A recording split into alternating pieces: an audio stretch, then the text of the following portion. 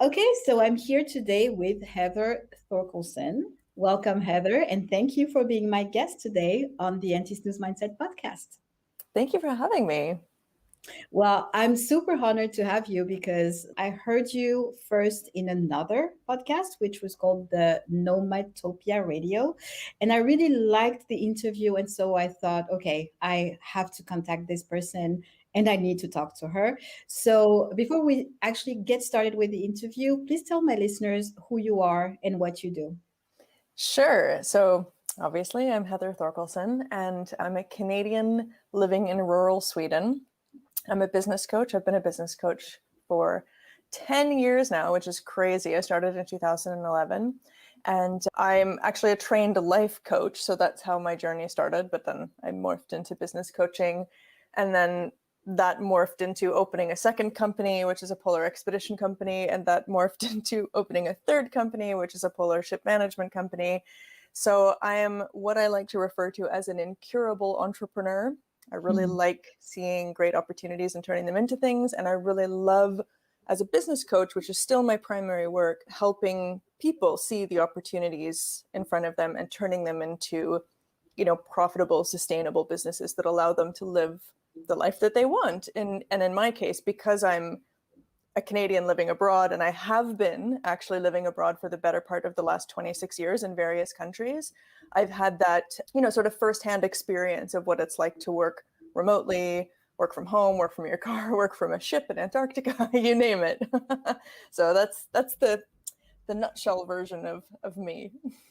This is so interesting that you're a business coach and then you have a polar expedition company, which is that was so funny to me. And you're also an author, Yep. and I started reading your book. So tell us a little more about a little about this book. Yeah, so my book, it was published in October 2020, so it's still relatively new. It's a little newborn baby, and it's called No Plan B, a handbook for incurable entrepreneurs and other rebellious souls. And the book is essentially for people who don't fit into the 9 to 5. They don't fit into sort of, society's structure of how we should live our lives.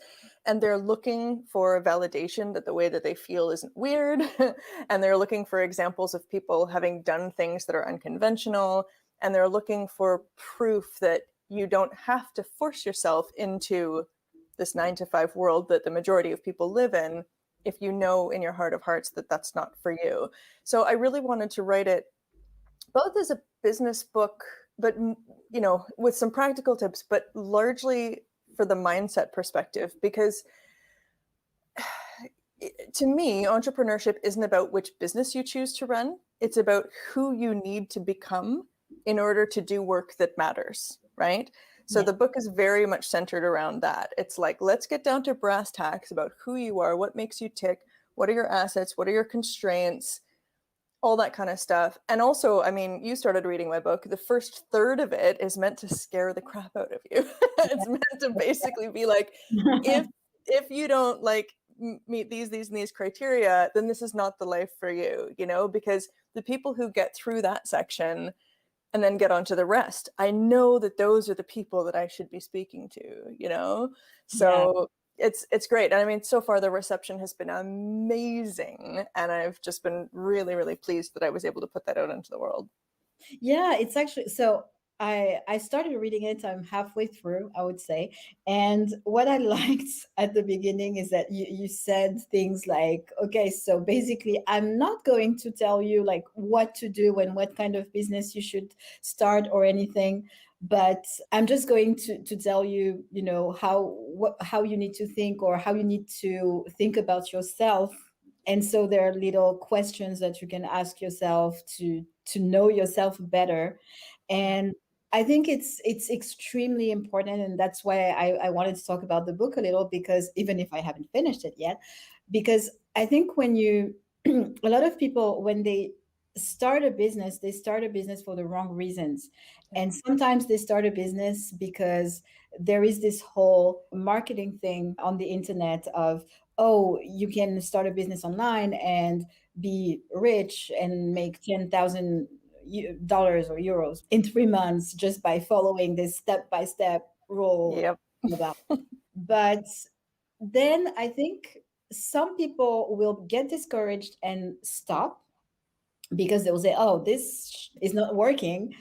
And then there are other people who will get this opportunity to know themselves better and think about what they really want.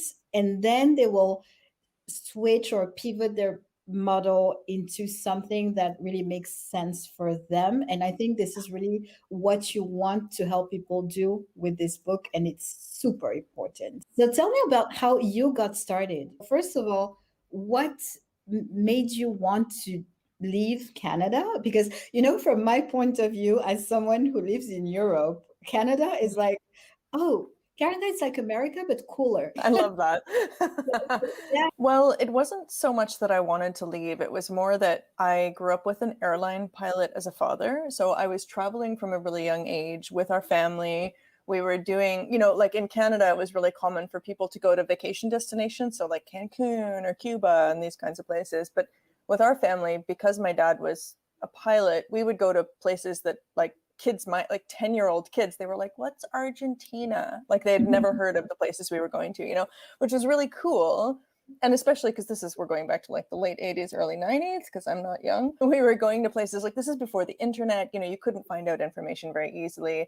And so it was really fun for us as kids to go to these places, spending like Christmas in Brazil, and just like kind of winging it because there was no internet. So we'd have our like Lonely Planet guide and stuff with the family. So I kind of got a taste of the world outside of my own little tiny Canadian world, the world outside of my borders from a young age. And then the first time I moved abroad, I was 14, hence my like the beginning of my 26 years abroad. So it was with my family, with my dad and my younger sister. The three of us moved to Costa Rica and I went to high school there.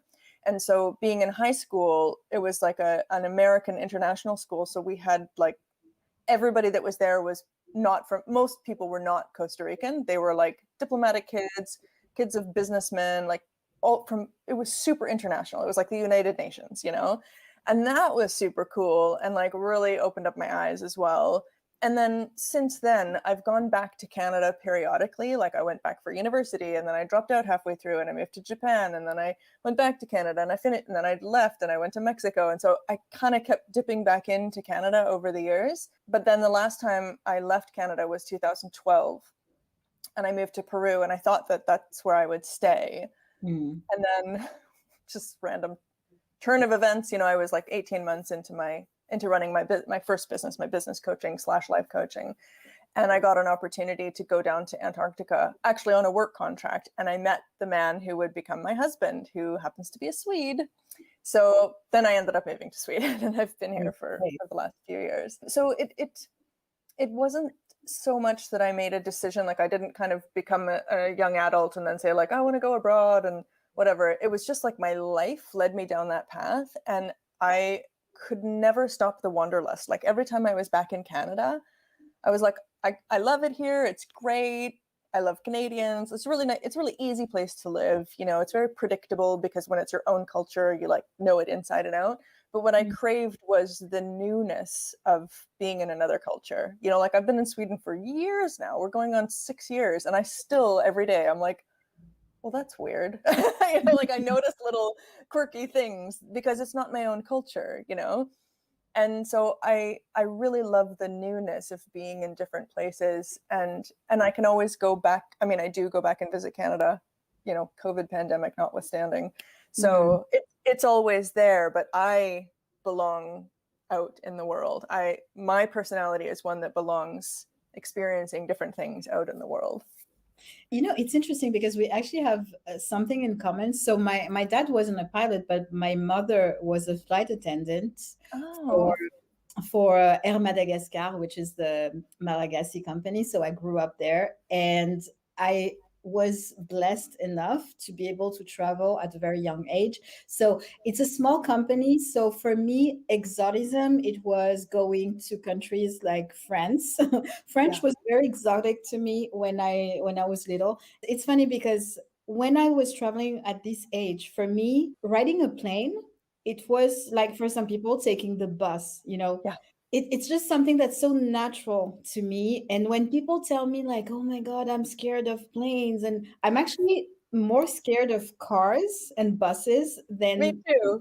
and I think this contributed also to the fact that I like traveling so much. And sometimes I have this conversation with people where people will be like, "Oh, I want to buy a house and settle down there." And in my mind, I'm like, I don't know, I'd rather take my suitcase and go somewhere. And now there is this thing with the pandemic, which has been exploding everywhere.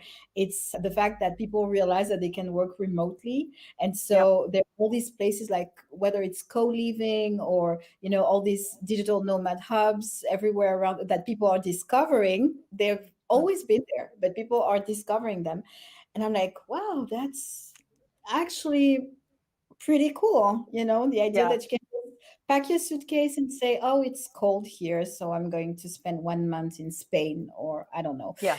And yeah, Yeah, so it's so true. And like it's interesting because I think a lot of people pre-pandemic maybe had an inkling of, I can do my job from home. It's just that my company won't let me, and so they kind of were like thinking like, I'd love the flexibility to be able to work from home or the cottage or somewhere else, like somewhere of my choosing. But it just wasn't common to allow people to do that in the general corporate world, And now, because of the pandemic, the majority of people have had to work from home. And now companies are like, oh, actually. and it's probably less expensive because people can Yes. stay at home and they don't have to pay Yeah. for the transportation and the commute and all these things, and yeah. Yeah. And so like it's opened up a whole new world and some people love going into the office and that's amazing. But there's some people who love 50-50 and there's some people like me. I never want to see the inside of an office again. Thank you very much. Ever, ever, ever, And so the fact that now the people who used to be sort of caught in that square way of thinking are maybe getting a taste of freedom, then that opens up a whole new world of opportunity, right? So it doesn't even necessarily mean that like you become like full entrepreneur or like full self-employed business owner, but it opens up that world of possibility that I can do my work, whatever that work is, from potentially wherever I want. And that is really exciting. Yeah. And let's talk about this entrepreneur thing because, I coach people, I help people get started with their business and online marketing and stuff. And the interesting thing is that sometimes there are people who come from the corporate world and they're like, oh, I don't really know if I'm cut out for business. And what I always say is having an entrepreneurial mindset doesn't necessarily mean that you have to be an entrepreneur, Yeah. but you can work in a company and not be an entrepreneur, but you need to have an entrepreneurial mindset. And by that, I mean, learning things every day and being open to ideas all the time and not being stuck into your routine and all Mhm. these things. So my question for you is, because you're a coach and you help people a lot with this mindset thing. So what kind of mindset do you think it requires to start a business and also sustain it, but start it first? To start, well, it's a good question. To be honest, I think what you referred to earlier, which is a lot of these online people and programs, that sell you this idea of like, oh, just follow this framework and you'll be making, you can turn the internet into a cash machine. You'll be making 10K in 3 months kind of thing.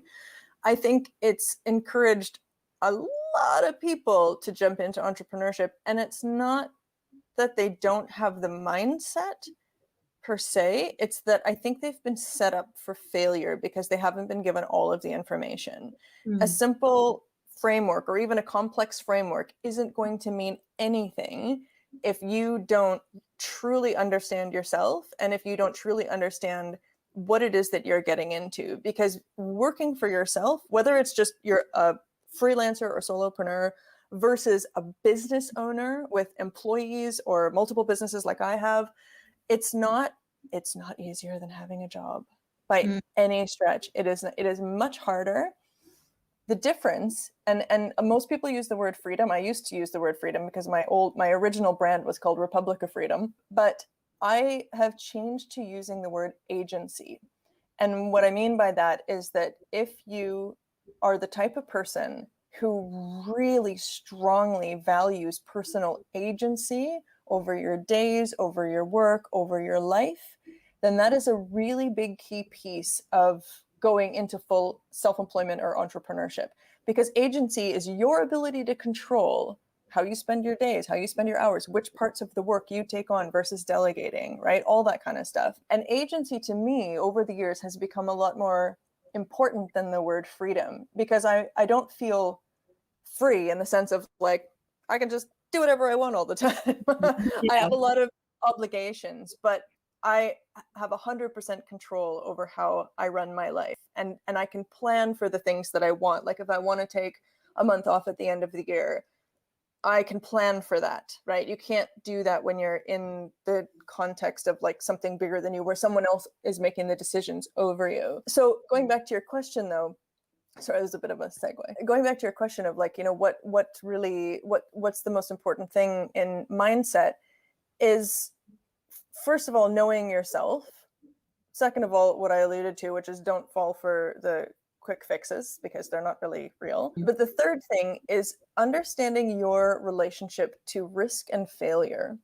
Because if you have a huge aversion to either risk in general, not huge risks, but just generally speaking risk, and if you hate failure and you feel like a failure very easily and that kind of thing, then it's not to say that working for yourself or becoming an entrepreneur is impossible, but it will be infinitely harder for you.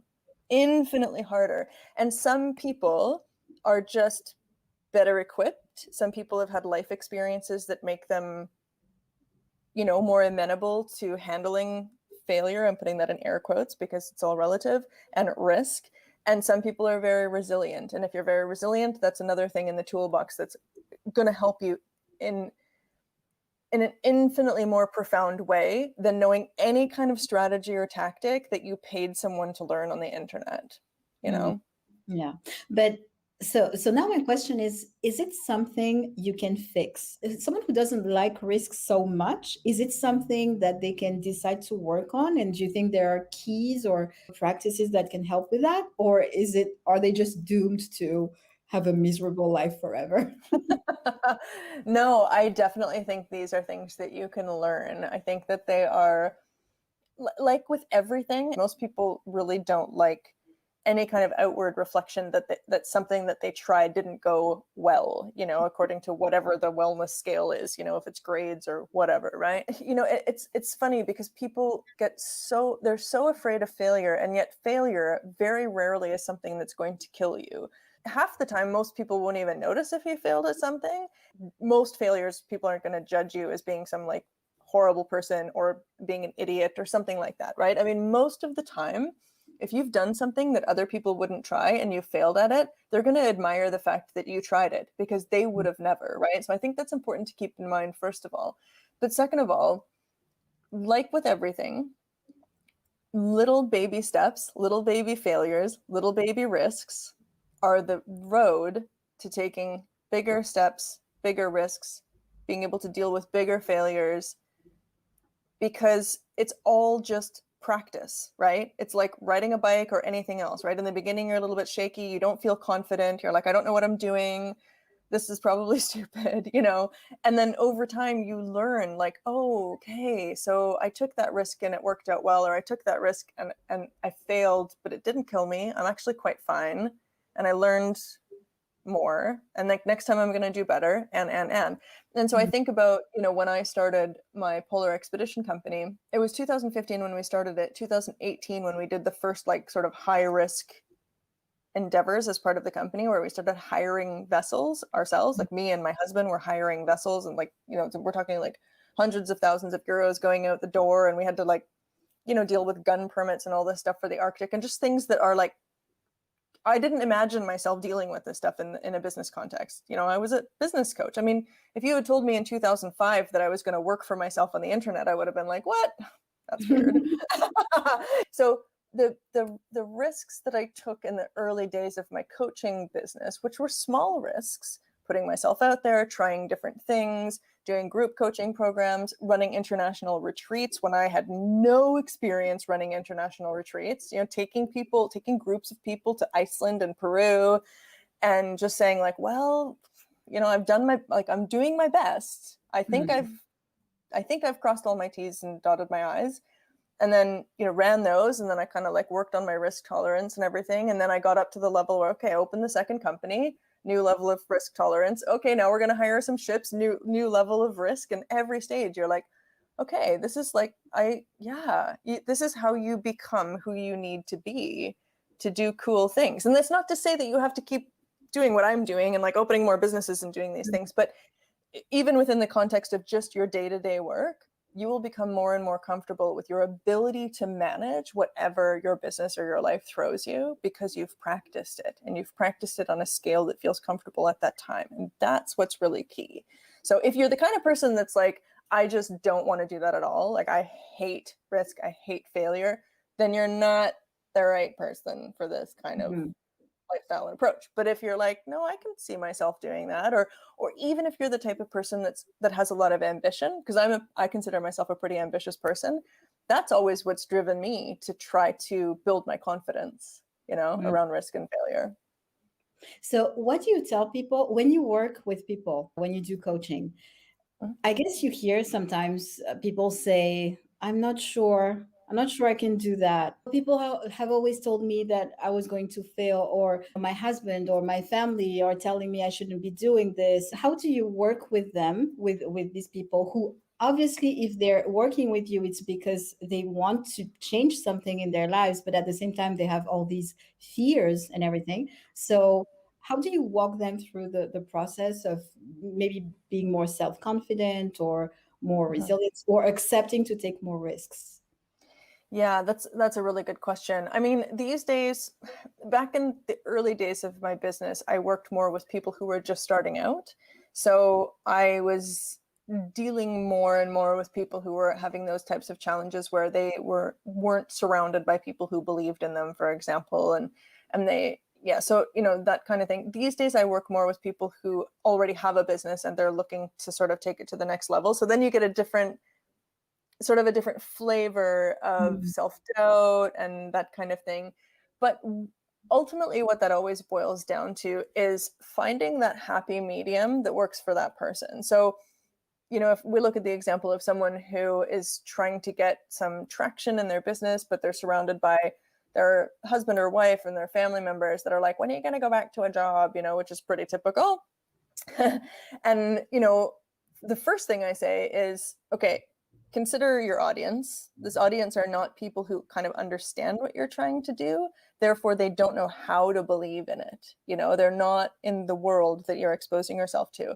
So it's no judgment on them, but it's your job as someone who's trying to break out of the matrix to not listen to those voices. You can love them and respect them and say, I appreciate your input, but it's not relevant to me. And you can just say that inside your head. I hear them, but it's not relevant. And then you need to find some people, even one or two people in your world, in the, like, let's say online business world, that can become your business peers, your friends, who can like talk you out of a funk and like help you out. If you have no idea where to find them, there's lots of places on the internet you can try to sort of make friends in the online business world these days, but just try to find people who are aligned with your values and who really like what you're trying to do, and make sure that you have them, because we all need support. And this idea, I'm sure you've heard the term solopreneur. I hate that term, because yes, you might be working as one person in a business, but nobody does this alone. We do not do this alone. You need people, you need a village, you need people to cry on their shoulders, you need people to like do all kinds of things in business. So that's a big key to that. In terms of just when people are feeling a lot of self-doubt, consider who you've surrounded yourself with and work on strengthening that. Find your champions, and then when it comes to like that sort of risk, like up leveling, like maybe it's someone I'm working with now who has a business, but they're about to launch. I have a client I'm working with who's about to launch a podcast, and she's incredible. I mean, this woman's been like doing what she does for 20 years. She's so knowledgeable. She's at the top of her game. And she's really nervous about launching a podcast because it just feels like exposure and all kinds of things, that come up from just being out in public, And so I'm working with her on just like kind of going back to my life coaching roots, and going back to like where those emotions are coming from, like check in with that. Then how do we also create like breaking down the launch of the podcast into baby steps so that it doesn't feel like you're just like running out into the street naked. Working with that and just really getting the monkey mind and the fear in check and approaching things with sort of ease and grace and kindness to oneself so that it feels doable. And also, I'm a big fan of thinking about visualizing, like, where are you going to be on the other side of this, right? Mm-hmm. Like, what if everything goes amazingly well? Even if there's a couple road bumps, like, what's the bigger dream on the other side of the podcast for that client of mine, right? Like, where will that get her? What will it mean? And when we go there, it's like, oh, right, that's why we're doing this, and that's really exciting. And when you can sort of balance out the fear and the risk aversion with the like excitement and the ambition for the future, then things start to open up and feel more possible. But support is one of the biggest pieces of it, I would say.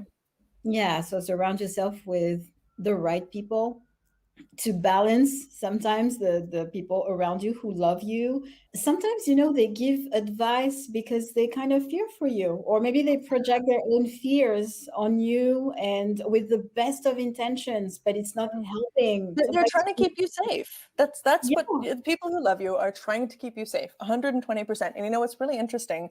My mom has never really understood what I do. She's from the generation that like doesn't totally understand the internet. And she never understood a lot of like my emotions around, like, because I had a corporate job for a number of years back in the day and I hated it. And she could not understand why, when I had the secure job and all the benefits and I had the house and I had everything that you could possibly want and I was just miserable, and she was like, what is wrong with you? But I talk about it in my book, and surprisingly, because my mom isn't someone who loves reading books, but she read my book and she called me up and she was like, I get it now. I get it.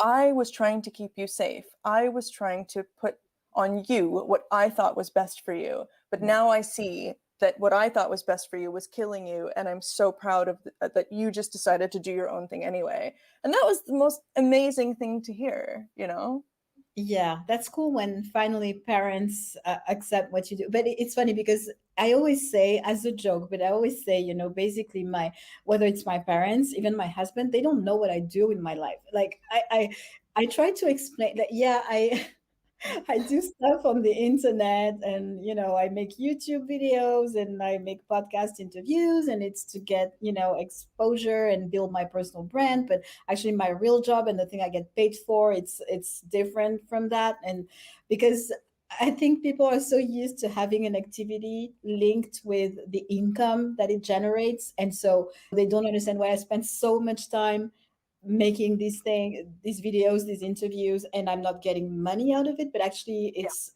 directly. And there was a time when I was like, okay, so let me explain. And then now I'm just like, that's no point. But my husband, to this day, we've been together for 7.5 years. And when we meet new people and they're like, oh, if I'm not nearby, I'm like, oh, what does your wife do? And he's like, she's a business coach. And they're like, well, what's that? And he's like a few years ago, he's like, I think I need to describe to people that people pay you to be their friend. And I was like, that's not what I do. No, people do not pay me to be their friend. But it's being a coach is I realize that now because I'm working with people, and it's such a weird job in a way, because so they're not paying you to be their friend, but somehow they're paying you to tell them what they should, like, to ask themselves the right questions so that they can make their own decisions. So they could make decisions on their own, but they sometimes need someone to tell them, okay, these are the questions you should ask yourself. before you decide. And when you think about it this way, it's a bit weird, actually. Yeah. But it's a great job. But it's kind of weird somehow. It's so unconventional that a lot of people have a tough time understanding how to describe it, and I know this is a really cheesy analogy, but it also works so well in my opinion. I think of business coaching or life coaching or any kind of interpersonal coaching very much the same way that I think about sports coaching. So Mhm. if you're a professional swimmer, your sports coach does become like one of your best friends. You spend a lot of time with them. They're constantly looking at your performance and they're not necessarily telling you what to do, but they're like, okay, you were doing this today with this particular stroke. Here's where you're a bit off. You're losing speed here, or like and going to them and saying like, what was happening in your mind today when you had a bad trial or whatever. They're like, oh, I was thinking of this and this. Okay, then we got to like get you back into focus and like, so it's so much of that. And it's not like I don't coach like a sports coach, but it's that objective outside point of view that's looking in on you and saying this person wants to optimize X. It's like they're swimming, their business, whatever, right? And in my case and in your case, it's their business. They want to optimize that for them, for their goals, for their needs, for their timeline. I'm going to come from the outside point of view. I want to understand everything about the internal workings of your mind because I'm really particular about who I work with, and I always make sure that I get to know them really well at the beginning before I do any kind of long-term retainer, because I want to be there for you. I want to be in the trenches. I want to, like, I will be your biggest champion. And when you fall off a cliff or something goes wrong, I'm the one who's going to be able to say, you didn't fail. This thing didn't go according to plan. And now we know why. Let's fix it. Let's get back on the horse. Let's keep going, And like, who doesn't want someone like that? Like that, when you describe it like that, you're like, oh, wow, cool. So, right. So I don't have to do it alone. Someone else is going to help me when I feel worthless and I'm crying on the floor and tell me that I'm not worthless and that actually everything's great. We just need to get back on the horse, et cetera, right? And I think everybody needs a coach at some point, whether it's in life or business. And it can take any form. It can be a group coaching, it can be a solo coaching. But I think everybody needs this perspective from another person who is not, because you're in your head sometimes and you have your thoughts, and we're all the same. I mean, even if you're a coach, you can have your doubts too, and sometimes Oh, yeah. you can need someone to coach you to get out of that. But there are moments when we're so in our heads that we need someone to just say, hey, okay, first of all, chill, because the world is not going to end today. It's fine. You don't necessarily need to find a solution right now. You can take the time to think about it, and all these things that sometimes we don't allow ourselves to think, or because we have all these obligations and social pressure, and yeah. So we all need I'm an advocate for coaching. Yeah. Totally. Especially if you find someone who's a really good fit for you, which is also really important because sometimes I work with clients who have tried a few different coaches and it hasn't been a good like match. And I always say to them, like, how did you find that coach, or how did you choose that coach? And they're like, oh, well, they were recommended to me from so-and-so. And I'm like, yeah, but were they the right fit for you? Like, that personality match is really important. And because your coach needs to really care about what your objectives and what your goals are. And I would say, I feel the same way about therapy. And I used to be like, oh, you only get therapy if you're like really, messed up in the head or whatever. But I mean, who isn't?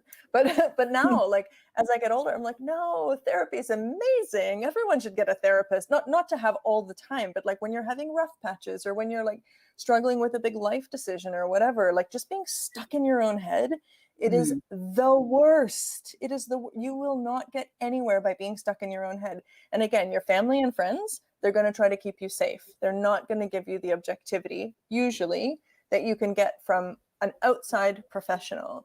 So yeah. I feel like in both of those scenarios, when you need someone to help you improve your performance or be more successful, whether it's swimming or a business or whatever, get a coach. When you need someone to help you navigate difficult life things, get a therapist, get a life coach. Like, they're amazing. These people can change your life, Absolutely. And so So I have a question, because you say sometimes, you find a coach and it's not the right fit, so you may have to try a few. You as a coach, how do you find your clients? Well, it's mostly that's a good question. I've been very, very fortunate over the last few years to have mostly just a really amazing referral pipeline. So I haven't had to do very much marketing, which is interesting because I had someone recently ask me, like, oh my gosh, how did you get Seth Godin and Paul Jarvis and all these big like names in the entrepreneurial world to endorse your book? Yeah. Because if you look at my social media following, I have like less than 1,000 people following me on LinkedIn or on Instagram. I don't know how many people I have following me on LinkedIn. I have 200 people following me. Like I have very little presence on the internet. I have a pretty big following on LinkedIn, but nevertheless, so I think it's very easy, and this is I'm kind of going down a side road here. It's very easy to assume that if you have high numbers on social media, that automatically equals that you have a super successful business, or you have like a super full client pipeline or whatever. And it's not the case. It's building relationships with people that matter. So what I did in the early days of my business, like 2011 to 2016, back when blogging was a much bigger thing, I blogged every single week. And that meant that I got in front of a lot of people. I got a lot of loyal readers, and I built my ability as a writer. And that let me then jump off into the space where I could write a book that didn't suck.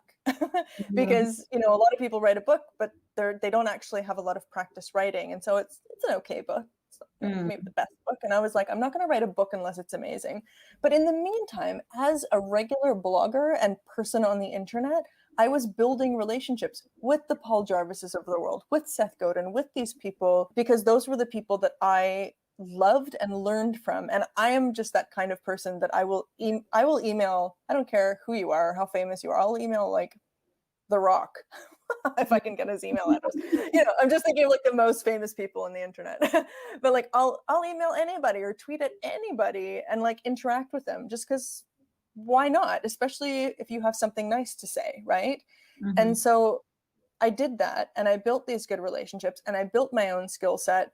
And as a result, so I have these like loyal readers from before, many of whom then became clients, who then started referring people. And then the referral engine kind of went all bananas. Then I launched my book, and I called on these people who I had built these great relationships with, who endorsed my book, which gave me street cred. It gave me authority capital. And now my book essentially does the marketing for me, because people read it and they're like, oh, and they're either like, oh, this is not for me, or they're like, oh yeah, this is exactly what I needed to read, or this is super helpful, So I've actually, since I've launched in October, a big chunk of my recurring clients have been people that I have no previous relationship with.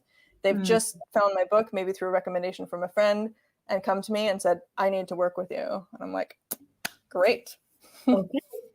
Yeah. So I would say the big idea here is to, first of all, get yourself out there, whether it's, so for you it was blogging, and you did it very consistently for many years. The other thing is to build relationships. And this is really interesting, because a lot of people, and I used to be one of these people, would be intimidated by the idea of, just contacting Seth Godin or whoever that is. And this is really something that I'm less in, so now I don't care. Like basically I can, if I read something interesting, I can say, hey, I could send a thank you note. I have this little ritual of sending thank you notes to people. So when I read like an interesting article or a good YouTube video, something that inspires me, now I'm not like, oh, this person has 2 million subscribers on YouTube, so they're absolutely unattainable. No, I'm just like, okay, apparently they're normal people, so I can contact them, and if they bring value to me somehow, I can just say, wow, whether it's on Twitter, Instagram, whatever, say, hey, I saw your video, your blog post, and it was amazing, and thank you, and very inspiring. And the thing is, people actually respond, which is crazy. I mean, not so crazy because human beings, relationships. But I think it's really interesting that you say you build connections and you blogged consistently. And I would say anyone who wants to do something nowadays on the internet, you have to at some point do something and show it. And Yep. I don't know if you know this book from Austin Kleon and also Seth Godin's The Practice. It's kind of the Yes, same I thing. love it. I love Oh my it. God. I read it, I listened to it on Audible, I did everything. I Yeah, love the book because it's little nuggets of inspiration. And yeah, I think these people, they've been doing it for so long and we should listen to them, right? So if they say write consistently or do your art, whatever it is, consistently, be there, yeah, show it to people yeah. and respond to people when they contact you or whatever. Yeah. It's as simple as that. It takes time. But it's treating humans like humans. And I think that because we do so much on the internet these days, we think of people in the abstract as just like names or like something away from us, like not actual human beings, you know? And so I think that that's so, so important, you know, as you said, like consistent content of some kind that's useful, not just more noise. We don't need more noise on the internet. Provide some kind of value, you know? Put something out there, be consistent, that provides value for people, and then make actual human connections. And you know, you brought up Austin Kleon. I love him. And when I'd finished writing my book and I was thinking of sending it out to people, you know, for endorsements and stuff, I was like, oh, I'd love to send it to him to read, but I don't actually have any relationship with him. I've never had a chance to connect with him. But after my book was published, I realized that a really good friend of mine and a business friend knows him personally. And she was like, oh, I can connect you. So then I emailed him and I was like, hey, Austin, do you want to read my book? And he was like, actually, I'm super busy, but send it to me and we'll see. So I sent him a copy of my book. And I don't know if he'll ever read it. He's busy, right? But Mhm. anyways, Austin Kleon has a copy of my book. So that means, I'm not, I don't mean it in like, oh my gosh, but like I have a lot of respect for the man, right? Because I've learned a lot from him over the years. What that means, and me keeping in touch with him after that, even if it's just on Twitter or something, is that maybe the next book that I write, I'm like, hey, Austin, do you want to check out this next book? I actually think it's even more relevant to your approach. Or maybe I'll mention him in that book, you know, who knows? I'll be like, oh, I mentioned you in my book. And then he actually, you know, so it's like not treating people like celebrities, treating them like human beings. But also, I'm talking now about keeping up connections with people who are sort of internet famous. There's so much value in keeping good quality human connections with other people just like you as well, because you can't always be thinking like, well, how, like, what's in this for me? What am I going to get back if I invest in this relationship? Like, there's also some level of just keeping up good with your community, you know, because you never know when that's going to come back on you. You never know when putting goodness out into the world, sending thank you cards, acknowledging something that inspired you, you never know when it's going to come back on you. So I just think Mhm. that should be a best practice. Yeah, and also something really simple. I mean, when you start out and the fact that you can collaborate with other people who are at the same, level as Yeah. you can grow together. And because you have started at the same time, you can evolve together, encourage each other, and who knows where you will be in 5 years, 10 years, I don't know. And this is how you build long lasting relationships. And this Mm-hmm. is why I really like so obviously my podcast is very new and at some point I would love to interview like people like I don't know Pat Flynn or Seth Godin, who knows. But I also love interviewing young entrepreneurs who are just starting out, and because they're still hungry, they have this motivation. And I also like interviewing experienced people like you who have been doing this for a while but without being a quote unquote a internet celebrity, but you're doing Mm-hmm. your thing, and it's very cool because we have so much to learn from everybody. So yeah, Yes. I love that. Okay, so let's say that because you're a coach, so coaches, they have those all those little exercises that they they provide, and I love that. I'm a fan myself. I love journaling, so I journal all the time and I have thousands of journaling prompts and stuff. Mm-hmm. So Your book is called No Plan B, and you're talking about rebellious souls, right? Yeah. So let's say a rebellious soul who hasn't really found what to do yet, but they just know that they don't want to work in the 9 to 5 forever. Mhm. And they feel kind of like, okay, I want to do something, but I'm not sure. What kind of exercise or practice would you recommend to them? So the first thing that comes to mind is actually related to my coaching background, and that's to do a values exercise, especially if we're just talking about rebellious souls. And what I usually do is I say to people, like, it's hard to just think of a list of values off the top of your head, but you can Google it. Google like core values, and then go down that list. There's usually like links on the internet that say top 50 core values. Go through there, pull out the ones, write them on a piece of paper in your journal, all the ones that you're like, yes, yes, yes, freedom, da, da, da, and then have that first wave, and then whittle it down and whittle it down and whittle it down and get it down to 3 to 5 core values.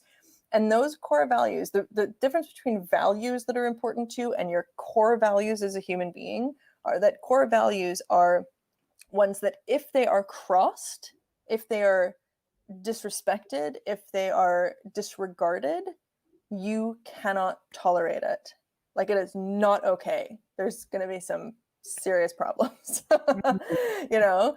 And those core values, the reason why I think that this is an important exercise is because if you don't know what you want to do, if you don't know what you want your life to look like yet, at least understanding these core pieces of you, what it'll tell you is what's not possible, right? So like, I think of one of my core values, I used to think it was freedom. As I said, now I call it agency. One of my core values is agency. If I work for other people, I lose my agency. It's not going to work. No That's way. not happening, right? So this is the thing that's so great about core values. It doesn't tell you where to go. It tells you where you can't stay, right? And then suddenly you're like, oh, and opportunities pop up and people are like, oh, come and do this. And you look at it and you're like, that's not going to work. And maybe I say yes now because it kind of sounds good and it'll like it's a Band-Aid solution, but it goes against these fundamental elements of who I am. So this is not a viable solution for me. And I think that there's a lot of people are often searching for like, what am I supposed to be doing? What's my passion? What should I be following? What business should I open? And that's just like, it's so vast. How do you even begin, right? If you don't have an inkling already. Yeah. But when you know what you don't want, suddenly it really narrows the playing field. And that what you don't want is usually related to your core values. Yeah, I understand. So the first thing is your core values, define what they are so you know what you don't want. And Yep. so then you know what you want. Yeah, okay. Good exercise. I agree with that. And then maybe try to visualize. You talked about visualization before, but try to visualize, yeah, where do you see yourself in 10 years or even Yeah. in 1 year? 1 year from now, where do you see yourself? Where are you still working your 9 to 5? Are you doing something else? And I would add, because I feel like one thing that prevents us from really going forward is we're stuck in this, oh, but what am I going to do? And so I think the remedy to that is to actually decide to start talking about something. And sometimes, just the fact that you, like you said before, you blog and then you build a habit. And I think if you just start talking about whether it's what you want, what you don't want, what you're learning at the moment, what you're thinking of for the future, and you express that somewhere, whether it's a podcast, a blog, a YouTube channel, whatever, and it kind of helps you bring the clarity, because sometimes you Yeah. start something and you don't really know. And this is exactly what happened to me with this podcast when I started it, because I wanted to have a podcast. I thought it was cool. But then I didn't really have a clear vision of what I wanted to do with the podcast. But I still started the podcast. And then the vision came. and I changed a few things and tweaked a few things. And I think if you start something, it's going to help you understand what you really want.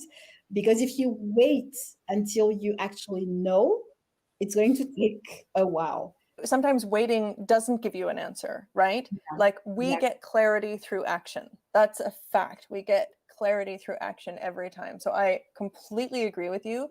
And I would even say there's also another level to that. So there's the like, just start something, whether it's a podcast or blogging or whatever, start something in the creative process so that you start to like realize, oh, this is what gives me energy. You know, that's what gives me energy. Because I'm also a really big fan of paying attention to what gives you energy versus what drains you in business. But the other sort of parallel thing to just starting something, anything, is to start a business that you're capable of now without that pressure of like, this is what I'm going to do forever, you know? So like I started as a life coach. That's how I started making money after I left corporate to support myself. And I was always like, I'm not going to be a life coach forever. This is not what I want to do, but this is what I can do right now. I can do this from anywhere in the world. So this is where I start. And I started with that.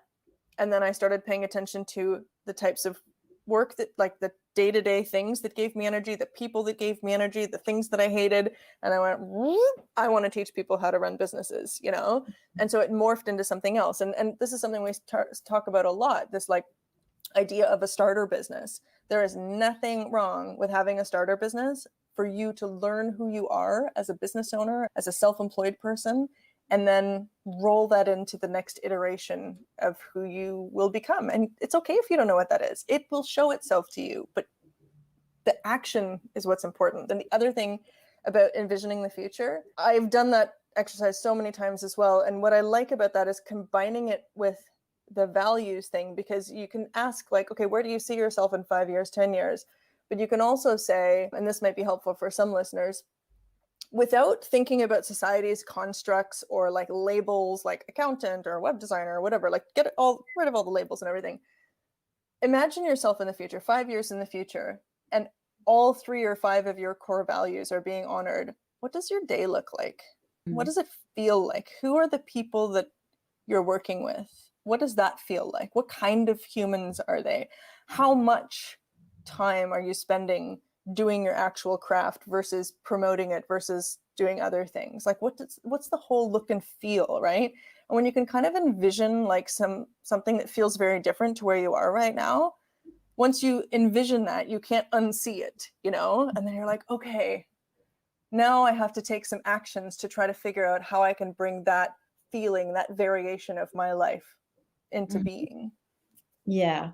And one thing is you have to be patient. I think it's a process, and it takes a few years sometimes to really understand who you are. And basically you're always in the process of trying to find who you are, but Yeah. it has to become a routine, like something you think about constantly, maybe every week. I don't know, like a weekly review of things, or a morning journaling thing. But it's not just something that you do once, hoping that it will reveal some kind of like hidden, thing that you have, but just getting into the habit of thinking about these things regularly, because progressively you will understand yourself better. You will know what you want, what you don't. And Mhm. sometimes what you say today will be very different, in 3 years. But it's okay. Like you said, you evolve also, you change, Yeah. you grow. And I think it's everyone, especially if you're an entrepreneur, a business owner, everyone should have this routine of take a moment to think about, okay, what's my vision? Where do I see myself in the next years? What do I want my life to look like? What are my values? Like you said, what does, freedom or whatever mean to me exactly? Because sometimes when you think about that, you're like, what is happening now is not it's Yeah. not congruent with this vision. And so Yeah. how can I Yeah. correct that? Yeah. Yeah, exactly. I think you're so right. You really need to have a sort of regular touch point to think like, have I just become overwhelmed because my business or my work sort of like ran me in that direction, and then I just started trying to keep up with it, which happens so often with self-employed people and entrepreneurs. They get overwhelmed, they get burned out because they weren't kind of checking in and going, are the wheels coming off a bit? Am I working too hard? Am I holding myself to the higher vision? And if not, what do I need to do to course correct? Absolutely. I think that's super, super key. Okay. So we've spent quite a lot of time together. I would still have like thousands of questions, but maybe let's say two more. Sure. So one is, so let's get back to the travel thing and the fact that you've lived abroad for so much time. I know a lot of people who have this kind of fantasy of digital nomadism or being expat living in another country. So from your experience, what kind of mindset do you need to have when you are preparing to travel or live abroad, or live your version of freedom? What do you need to think about, and what are the kind of mistakes that people can make as digital nomads, expats? Yeah, I mean, there's a little bit of a difference between digital nomad, I would say, and expat, because I personally, at this stage in life, I wouldn't call myself a digital nomad because I'm not nomadic. And that has nothing to do with the pandemic. I'm actually just stationed in Sweden, but I have been nomadic in the past. So expats versus nomads, either way, you really need to be pretty darn chill about uncertainty, because there's a lot of stuff that happens that is out of your control. A lot, like going somewhere and finding out that the internet is atrocious, and then like you can't do your Zoom calls or whatever, or you can't record your podcast, really being okay with uncertainty. I mean, a smart traveler, of course, will plan for those types of things, but there's always things that you can't plan for that are outside of your control. So being okay with uncertainty, being very, very flexible. If you're going to be someone who doesn't have, like me, I have a home here, I have a home office, which for many years I didn't have, but it's provided me with a sort of degree of stability so that even though I can work from anywhere, and I do, like sometimes I work from the Arctic or the Antarctic if I'm off with one of my companies, as long as I have my computer and the internet, I can run my company. So that's not an issue, but I have a home base, right? And the thing is, whether you're like me and you have a little bit more stability or you're living out of your backpack, you have to have some kind of rituals that you adhere to around work, around content production, around accountability for yourself. Because this is one of the things that I see people struggle with the most. They're like, oh, I want to be a digital nomad. And they go off and they move to Bali or wherever, and then they're like basically being a tourist. And they're like, oh, I just don't have enough time to get my social media done. And I'm like, you're not making the time. You are a business owner. You are working for yourself, right? Like you are paying for yourself to survive. Yes. So you have to give yourself some degree of structure and say, like, even if it's just like Monday mornings, I create the content for the week and I load it into Buffer or whatever, and Tuesdays I do this, Wednesdays I do client calls, Thursday. You have to give yourself structure. And if you're not the kind of person that can self-manage very well, then either this is not the lifestyle for you, or it's your responsibility to find ways to bring that structure. And that might mean like a co-working group. I have an online co-working community. So we have people all over the world that show up every Tuesday and Wednesday, and we do 90-minute sprints. And you're not allowed to do anything else. It's a 90-minute work sprint. So it's like this built-in accountability no matter where you are in the world, and like it's totally okay to need that. I also want to say that like you're not expected to be this bastion of like self-discipline, right? Like I think it's really easy for people, especially digital nomads, to beat themselves up because they're not where they want to be, and like they haven't launched their course yet because they just haven't made the time and whatever. Like, don't beat yourself up. This stuff is hard, and it is hard to have discipline. Most people are not disciplined. But if you give yourself the structure and say, within this structure, here's what I'm going to get done so that I can enjoy and I can play the rest of the time, then you're going to be able to find a happy medium that allows you to grow your business, that allows you to do well, and allows you to enjoy your life and enjoy being a nomad. So that's kind of a long-winded answer. I'm not very good at being brief, but yeah, being really flexible, good with uncertainty, and figuring out how to structure yourself. Which is a perfect transition to actually my last question, which is about your own rituals and routines and habits, because I'm kind of obsessed with that. So I have to ask this question to all my guests. Yep. So, what are your little routines? Do you have a morning routine? And what are your little rituals before or after you work during the day? How do you organize all that? I'm such a, you wouldn't think it, but I'm a really scattered person. So I don't do well with same. And I think that's challenging for me in terms of reproducing rituals over and over again. However, I would say that there are elements that set me up for success every day that include understanding that I am absolutely my sharpest in the morning from like 6 a.m. to noon. That's when the brain's on. Afternoon, it gets a little iffy. By 3 p.m., forget it. And by like 7 p.m., I'm back, but I don't really like to do cerebral stuff in the evening. So I stack difficult emails, client calls, everything. I stack them in the morning because that's when you'll get the best of me. That's when you'll get the best of my brain. So little things like that, I would say, like I'm really, really, really consistent. I have very strong boundaries about when I'll take client calls, when I'll do discovery calls, and when I'll do difficult email. Not difficult, but like emails where you really have to critically think through exactly how you want to explain things or say things. I mean, I have 2 polar expedition companies, so there's a lot of contractual stuff I need to talk about. Afternoon, I'm not going to touch that stuff. It's done. You have to wait till tomorrow, And other than that, it's getting out into nature. I have to get outside and go for a walk every day with my dog. I need to like smell the trees, or in the winter, the snow, whatever, and hydrating like crazy. I really always keep water nearby, because if I don't purposefully hydrate, I feel like garbage by 1 p.m. Like I feel really lethargic, and like my quality of life suffers. So they're not really rituals per se, but they're just little pieces of how I function every day that set me up for success. Oh, and sleep. If I don't get 7 hours, I'm like, if I go to bed late, I'm like, nobody wake me up until 7 hours is done. Okay, I see. Yeah, so it's interesting because it's scattered little rituals, but you still need to do them. And I completely understand that, because the morning thing, and basically after lunchtime, don't even talk to me. I have zero energy. I'm so like, so I do the things that are not very important, but it could take an hour, but it takes me 3 hours, and I'm like, yeah.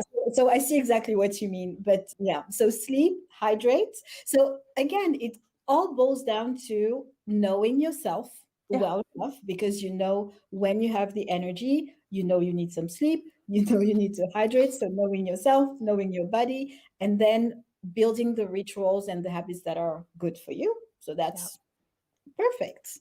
So Heather, it was an incredible conversation. Honestly, I was so passionate about everything you said about the your your job as a coach, and the mindset parts. And like I said, I would have thousands of other questions, but we are going to wrap it up for now. So can you please tell people where they can find you on the internet? Yeah, it's pretty straightforward. If you can manage to spell my name, you can find me at heatherthorkelson.com. And then on Instagram, I'm at Heather Thorkelson, and LinkedIn as well at Heather Thorkelson. I am on Facebook, but I don't do much on my business page, so there's no point in really going there. So yeah, those are the main spots. And if you ever want to take a trip to Antarctica, which if you have some traveling people that really are keen to get down to the Antarctica or the Arctic, you can go to twintracksexpeditions.com, which is my polar expedition company.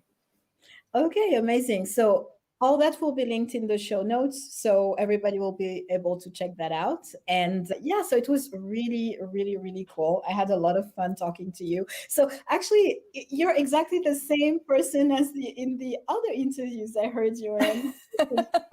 Very cool. Awesome. Yeah, I had a lot of fun. So thank you very much for spending this hour with me, and take care. Thank you so much. It's been really fun. Bye. Bye.